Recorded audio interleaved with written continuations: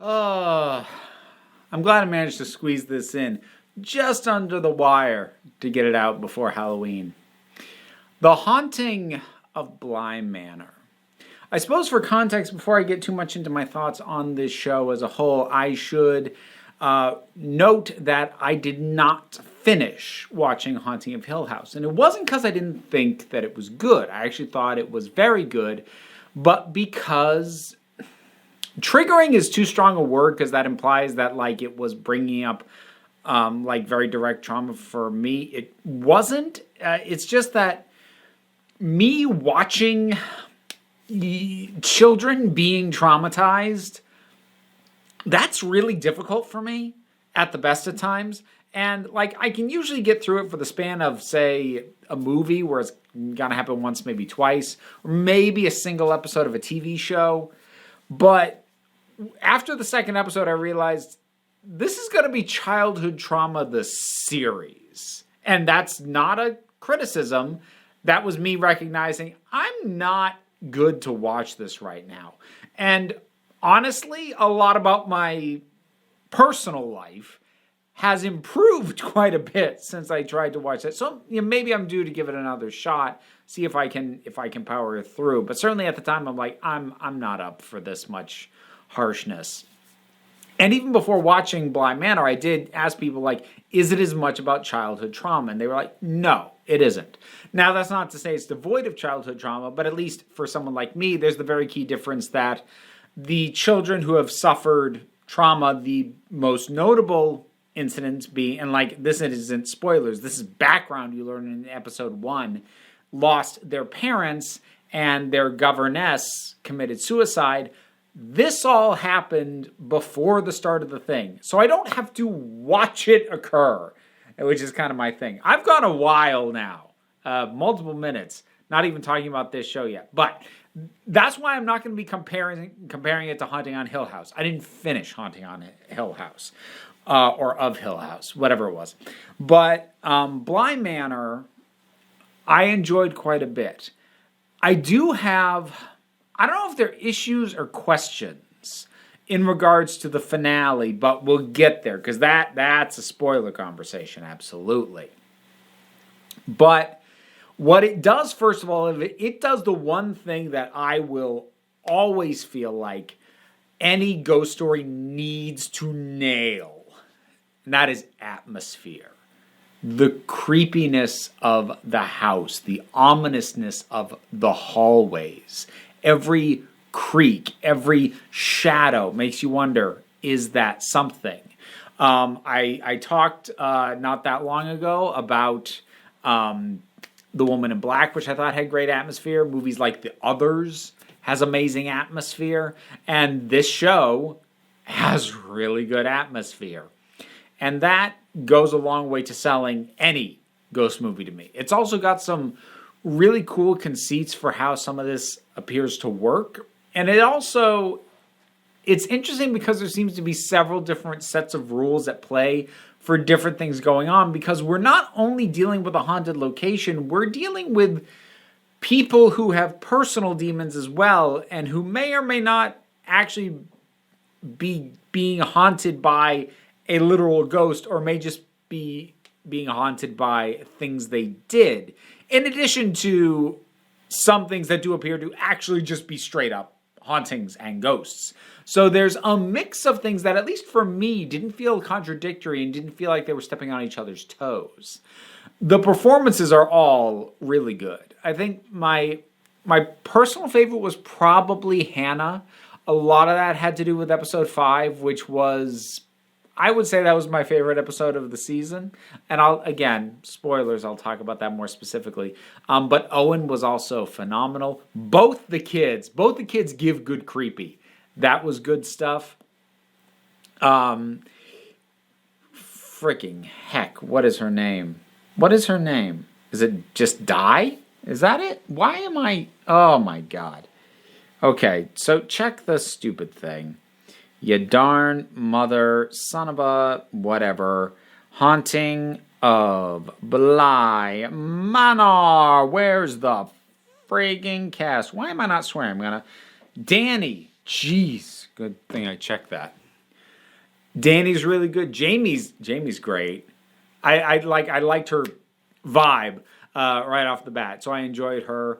Henry did a really good job of like sort of slow building. Like you could tell something was off with him, and he had some damage, but like slow building how deep that ran. And then you've got characters like Peter, who again, this isn't really a spoiler because the first time you even hear the guy's name mentioned, it's in the context of him being a shit heel. And oh man, as we learn more about Peter, I do not remember the last time there was a character on a TV show that I this badly wanted to reach through the screen and throttle. Like you. Again, spoilers for specifics on that, but oh God, man, that guy. But like everybody's good. There are some actors who I haven't mentioned specifically, but everybody's good. Whether they are appearing regularly, whether they are one-off flashback appearances, they're all good performances across the board. And I also really appreciate the theming going on here, or at least what I understood the theming to be. That's another thing I'm going to have to come back to talking about the end, though. I think I need to start talking spoilers. I feel like this was the ideal month for most people if they were going to watch this to watch it. So if you like ghost stories, I recommend it. I'm going to talk spoilers now. So there's a number of things. Okay, so let me come back to Peter. First of all, get this guy off my chest. That gaslighting motherfucker. Oh my God, the son of a bitch. I'm making more work for myself because I'm gonna have to bleep all this shit. But fuck. Oh God. Okay, so. Like, we got a little bit of background on him. Like, the governess had fallen for him. He did her wrong. She committed suicide. Now, I had initially wondered, like, are we going to find out that, you know, maybe he didn't do anything that bad and it was actually something else? Like, oh, no. No, he's... Okay, like, I got a ski vibe off him right off the bat. But then, you know, it was so early. So when Rebecca, like, there's this thing between her and Owen where Owen, who's the chef, just has her taste a little bit of the batter for something he's preparing to bake. And Peter jumps on her. And I watch him gaslight her because he makes her feel stupid and crazy for not seeing the world through his paranoid, jealous lens, where he has decided that Owen was coming on to her because he made her taste his batter, which he didn't make her, he asked her to. Oh my God. And then, so Peter dies. He is killed by the lady of the lake. And his ghost hangs around. Starts communicating with Rebecca. Finds out he can possess people, push them down into their own memories. And he walks her out into the lake to drown so he won't feel alone. F*** you. And this is like, none of this is a complaint. I think all this was by design. Like, oftentimes when I hate a character this much, there's usually an element of part of the reason I hate them is I'm supposed to like them. I'm not supposed to like Peter. Oh, I'm pretty sure this degree of hate I have for him is at least acceptable, if not intended. I might actually hate him slightly more than I meant to, but whew. Felt good to say that. So that I need to talk about a little bit. I talked about sort of the more personal hauntings that are going on with Danny and with Henry. Because Henry is haunted, well, Henry's basically haunted by himself. And the guilt he carries from what happened to his brother and his sister-in-law, who he was having an affair with.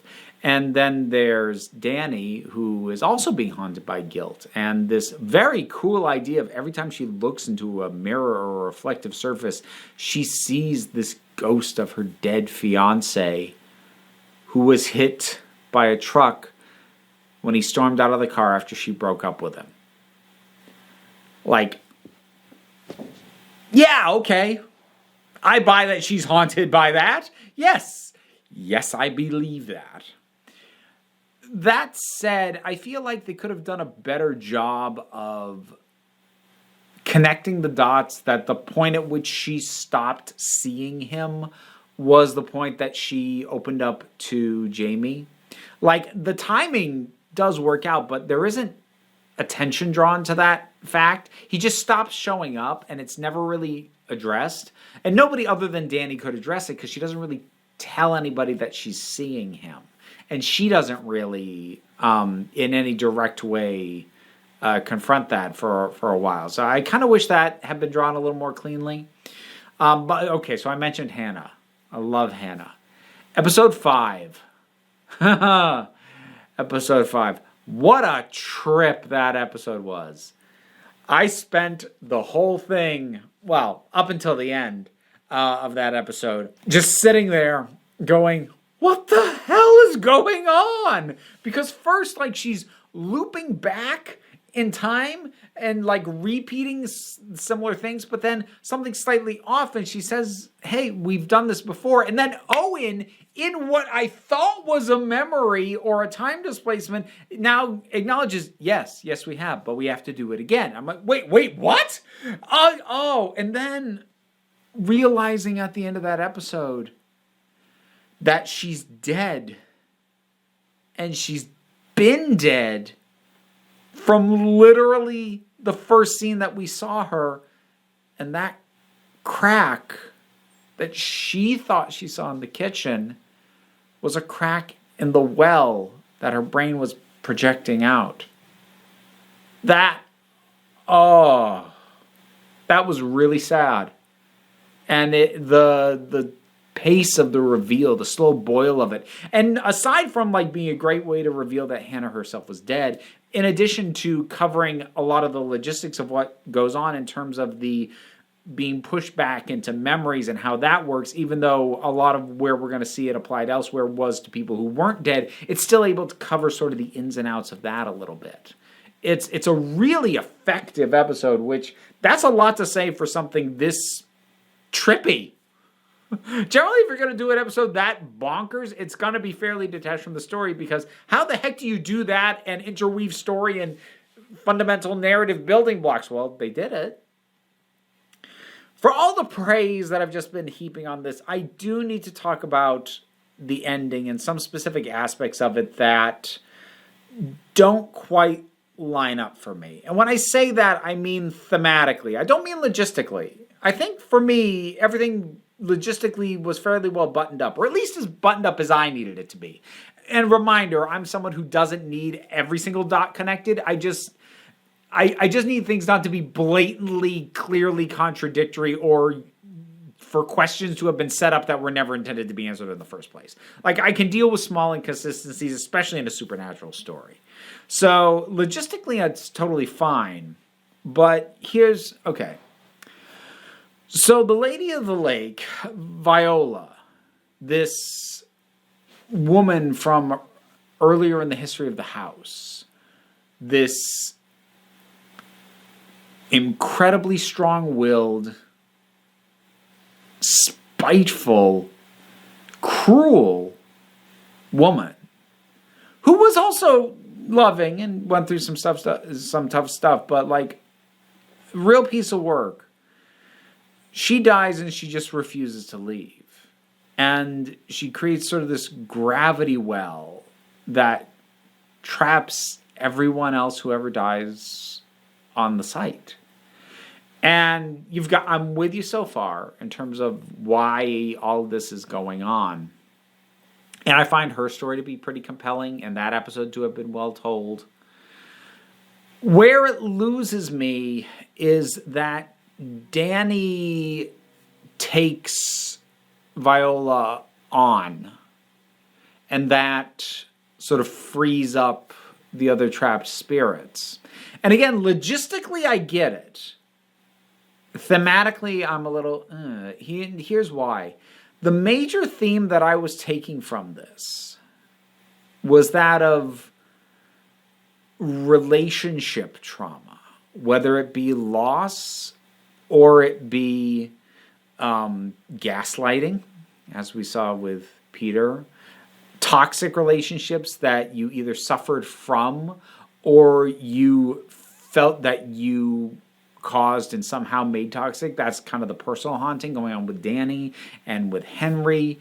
But obviously someone like Peter has created just a wake of destruction with his toxicity and his possessiveness.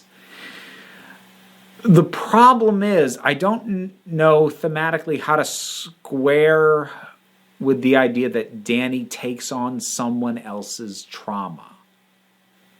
I don't know how to slot that in. And there's stuff that goes on later that I can kind of work with because Viola never goes away fully and even eventually does consume Danny, fully take her over. And that can fit with trauma in a lot of cases. Because first of all, it definitely never goes away. And for some people, for many even, it can eventually be all that's left as it either grows or as other things fall away. So I can roll with all of that, but it's just the thing of her taking on Viola's trauma, Viola's baggage, Viola's toxicity. This person she doesn't know and never had a connection with. She just takes that on. I can't, thematically, I can't parse that. I don't know how that works, what that's meant to represent. And it, again, like I said, it works logistically, but I feel like they made the decision to pay off the narrative at the expense of the thematics. And honestly, I was way more interested in getting a payoff to the theming than I was to the narrative. Not to say I wasn't enjoying the narrative, I was, but I wanted catharsis and payoff on the themes more than I did on the plot. And I kind of feel like they decided that they were going to wrap up the plot and leave the themes dangling slightly in a way that I found a little bit frustrating. Now that's assuming that I'm correct in my reading and my thematic analysis of the show, which I might not be. I've gotten themes wrong before, and certainly there's been plenty of times where like themes have gone over my head or filmmakers have absolutely failed to deliver the themes that they claim are in their movies. Sucker punch. But the thing is, like, I did something I almost never do, which is that I tried to find if Mike Flanagan, who made the show, had said what the core themes of this are. And if anyone had gone into detail with him about how this thing all plays out thematically. And I couldn't find it. I found a ton of articles about what different people, think pieces about what it's really about. And it was all kinds of stuff. It was really about memory. It was really about class division. It was, I found about a half dozen different readings, all of which were perfectly viable, but all of which were the pet theories of the people who wrote them. And maybe that speaks to the strength of the thing, that it can be read so many ways. And maybe it was the theme that I read into it that makes it not work. Maybe if I had read some other theme into it, maybe it would all fit together better. But unfortunately, because I couldn't verify what the theming is supposed to be, and 9 times out of 10, I wouldn't even care what it's supposed to be. I would just care what I take away. But in this case, it does bother me a little bit, because what I took away doesn't quite fit. And I don't know if that's my fault for having the wrong takeaway. It's still a really good show. And I recommend it. Even if you haven't gotten to it yet, and if you're watching this review after October's over, it is good stuff. It's never a bad time for a good ghost story. Haunting of Bly Manor. Good stuff, but I had notes. Well, what did you think about it? Whatever your thoughts are, drop something down in the comments. Let's talk about it. Usual stuff. Like, share, subscribe. There's the thing to Patreon, which pays my bills and ensures that I am able to eat. And, you know, the usual things as well, like, share, and subscribe, etc., etc., etc. You also don't have to, because, end of the day, this is just the break room. We like to take a relaxed attitude around here. So come on back next time you need a break.